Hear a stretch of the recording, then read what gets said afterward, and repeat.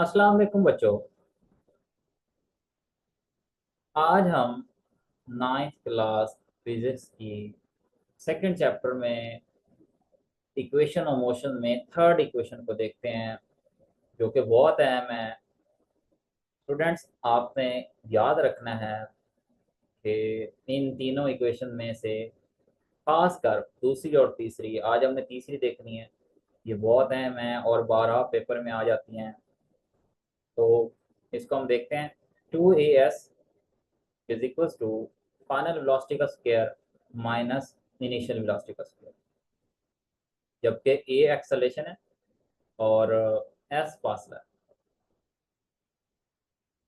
इसको शुरू करने से पहले आपने बच्चों में याद रखनी है कि सवाल ऐसे आता है कि वो कोई इक्वेशन देता है और उससे क्या आता है, स्पीड टाइम ग्राफ की मदद से अखज़ करना, ड्राइव करना है। आपके ग्राफ सामने स्क्रीन पे नजर आ रहा है हमारे पास। ग्राफ में क्या है बच्चों? ग्राफ हमारा स्पीड टाइम ग्राफ है, मतलब क्योंकि यहाँ पे हम स्ट्रेट लाइन मोशन की बात कर रहे हैं, यूनिफॉर्म मोशन है, तो हमारे पास स्पीड और वेलोसिटी इक्वल होते हैं।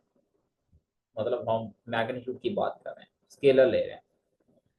तो आपने एक बात याद रखनी है, जो स्पीड टाइम ग्राफ होगा वो ये पॉइंट ए है बच्चों। यहाँ से कोई बॉडी है, इनिशियल स्पीड के साथ चलती है वी आई के साथ, और बी पर पहुंचने पे उसे टाइम टी लगता है, और उसकी वेलोसिटी जो फाइनल स्पीड है वो वी एफ बन जाती है। तो इधर साइड पे आप देखें, गेन इन स्पीड है, जो कि आपको पता है। गेन इन स्पीड से मुराद क्या है? फर्स्ट इक्वेशन से ये आया है बच्चों कि वी एफ माइनस वी आई बराबर है ए टी के। तो ये जो ए टी लिखा हुआ है वो वहां से आया है, पहले इक्वेशन को इस्तेमाल करते हुए। अब यहाँ पे दो चीजें हैं। एक आपको ये जो लाइन ए बी है इसके नीचे एरिया नजर आ रहा है, और एक आपको जो है ये ओ ए सी डी रेक्टेंगल नजर आ रही है। तो स्टूडेंट्स, ये ग्राफ तीनों इक्वेशंस के लिए है। अब हम इस ग्राफ को इस्तेमाल कैसे करेंगे? थर्ड इक्वेशन को समझने के लिए इस ग्राफ को थोड़ा हमें टेढ़ा करना पड़ता है। मतलब ऐसा समझ लें, क्योंकि इसी ग्राफ को हम, आल्दो के यहाँ पे रेक्टेंगल और ट्राइंगल बना हुआ है, लेकिन हम इसको मिला के समझते हैं और हम ट्रेपीजियम का कंसेप्ट पढ़ते हैं। ट्रेपीजियम की शेप बच्चों इस तरह की होती है। ये आपको साइड पे मैंने बना के दिखाई भी है। डायग्राम जो आपने पेपर में बनानी है वो ये है। ये डायग्राम आपको, इसको मैंने सीधा किया है। जो कंसेप्ट ऑफ ट्रेपीजियम है वो ऐसे होता है, मतलब उसकी ये साइड होती है, ये नीचे वाली साइड बड़ी होती है, ये दोनों पैरेलल साइड होती हैं, और ये जो ब्लैक लाइन आपको नजर आ रही है ये नॉर्मल डिस्टेंस है, परपेंडिकुलर डिस्टेंस है बिटवीन टू पैरेलल साइड, क्योंकि एरिया में यूज होता है। तो यही अगर ये जो ग्राफ है इसको हम सीधा समझिए, ये वाली साइड ऊपर वाली है, ये छोटी साइड, और नीचे वाली साइड बड़ी है, ये नीचे वाली है, तो इजी हो जाता हमारे लिए इस इक्वेशन को अखज़ करना। ठीक बच्चों, हम इस इक्वेशन को अखज़ करने का तरीका सीखते हैं। हम फर्ज करते हैं कि हमारे पास बॉडी है जिसने यहाँ से मूव करना स्टार्ट किया है और वो पॉइंट बी की जानिब जा रही है। तो उसकी इब्तदाई वेलोसिटी, इनिशियल वेलोसिटी जो है, सपोज करते हैं वो वी आई है, और स्ट्रेट लाइन में मूव कर रही है यहाँ पे पहुंचने में। तो बच्चों आपने याद रखना है, कुछ टाइम गुजरने के बाद उसकी जो जो स्पीड है वो वी एफ बन जाती है जब वो पॉइंट पी पी के ऊपर पहुंचती है। तो ये ग्राफ इंक्रीज इन स्पीड को जाहिर करता है। तो हमेशा याद रखना है आपने कि हमारे पास जब भी स्पीड इंक्रीज हो रही होती है तो हमारे पास एक्सेलरेशन पॉजिटिव आता है। The motion of body is described by speed time graph by line a b, जैसे कि आपको नजर भी आ रहा है, ये स्पीड टाइम ग्राफ ये सारा है, और इस लाइन ए बी से हमने उस ऑब्जेक्ट की मोशन को डिस्क्राइब किया। और slope of line a b is a, क्योंकि आपको पता है स्लोप का कंसेप्ट क्या है, राइज ओवर रन होता है। राइज मतलब कितना इजाफा हुआ है ऊपर की जाने में। आप देखें हमारे पास वी आई से वी एफ हुआ है, मतलब स्पीड में चेंज आया है, और रन क्या है हमारे पास, नीचे टाइम है। तो change in speed by time या change in velocity by time acceleration के बराबर होता है। तो स्लोप बच्चों एक्सेलरेशन के बराबर ए के बराबर। The total distance covered by is shown by the shaded area under line AB। आपने याद रखा ना बच्चों, जो टोटल डिस्टेंस कवर्ड है ना वो इस लाइन के नीचे आई। ये हमारे पास क्या है ये आपको पता है, दिस इज ट्राइंगल और ये हमारे पास रेक्टेंगल है बच्चों। तो आपने याद रखना ये टोटल एरिया है।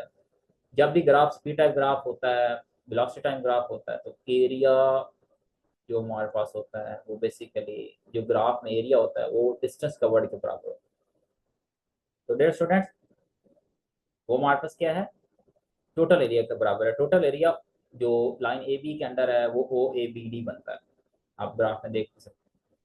अब हमने क्योंकि वो प्रूफ करनी इक्वेशन, तो हम क्या करते हैं, हम ट्रेपीजियम कंसेप्ट लेते हैं जो आपको ऊपर नजर भी आ रहा है, ये साइड पे मैंने डायग्राम बनाई है। इसी को आप उल्टा करके समझे तो आपको आसानी से ये डायग्राम, इसको ऐसे समझ गए, ये वाली साइड ऊपर है, ये वाली साइड नीचे है, तो आसानी से बच्चों को ये समझ आ जाती है।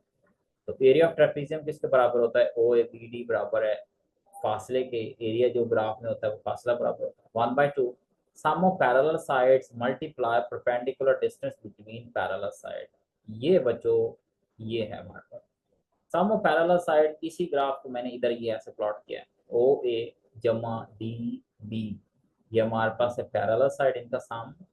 ये हमारे पास है देखें OA जमा BD and perpendicular distance between them, ये हमारे पास ये परपेंडिकुलर डिस्टेंस।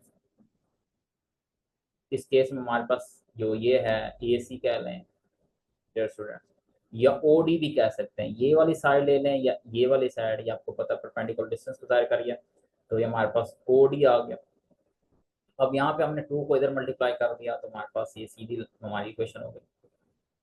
क्योंकि 2s तो आ गया, हमने दरमियान में एक्सेलेरेशन को मिलाना है, तो हम क्या करेंगे BC और OD को मल्टीप्लाई करते हैं, तो हमारे पास ये डियर स्टूडेंट्स ये A के बराबर होगा। अभी हम देख लेते हैं, तो वो साइड से हमने इसको मल्टीप्लाई किया तो OD से ये OD कैंसिल हो जाएगा, तो फिर हमारे पास क्या बचेगा, सिर्फ BC यहाँ पे बचेगा, ये इक्वेशन साथ ऐसे ही आ जाएगी। अब हम इधर आ जाते हैं, OA plus BD into BC। BC किसके बराबर है डियर स्टूडेंट्स, आपने हमेशा याद रखना है BC ये खड़ा, BC ये खड़ा। BC को निकालना तो देखें आप, हमने हमेशा याद रखना है, हमेशा जब भी बड़ी क्वांटिटी में से छोटी निकाली जाती है, तो ये देखें BD बड़ी क्वांटिटी है, BD ये हमारे पास BD है और हमारे पास ये BC है बच्चों। तो हमेशा याद रखें जब भी BC को निकालना है बच्चों तो BD माइनस CD करेंगे। BD ये टोटल है और ये CD इसमें से निकाल देंगे तो ये वाला पार्ट हमारे पास आ जाएगा। तो यही हमने किया, BD माइनस CD यहाँ पे किया हुआ है, BC को निकालने के लिए BD माइनस CD ये यहाँ पे आ गया। हमें पता है OA इब्तदाई वेलोसिटी के बराबर है, BD VF के बराबर है, ये देख ले OA इब्तदाई वेलोसिटी VI के बराबर है और बच्चों BD ये हमारे पास VF के बराबर है। तो जैसे हमने वैल्यूज पुट किया यहाँ पे BD OA VI और VF के बराबर है, तो यहाँ पे हमारे पास ये वैल्यूज आ गई। अब जिससे हमने BC और OD से मल्टीप्लाई किया था बच्चों, ये तो हमारे पास स्लोप नहीं है, BC और OD स्लोप, इसी वजह से तो हम स्लोप की बात कर रहे थे।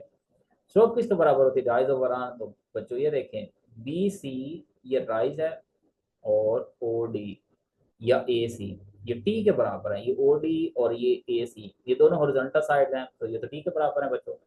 तो हमारे पास स्पीड ओवर टाइम एक्सेलरेशन के बराबर, चेंज इन स्पीड ए के बराबर होगा। तो इसी को हमने क्या किया है, अब ये जो खड़ा है पार्ट यहाँ पे हमने ए पुट कर देना है, तो वो हमारे पास ये ऊपर आपको नजर भी आ रहा है 2 इंटू BC और OD इंटू S। तो डेयर स्टूडेंट्स ये वाली साइड तो पहले बन चुकी थी, नीचे आप देख सकते हैं, जबकि यहाँ पे हमारे पास जो ए मिसिंग था अब वो भी आ गया।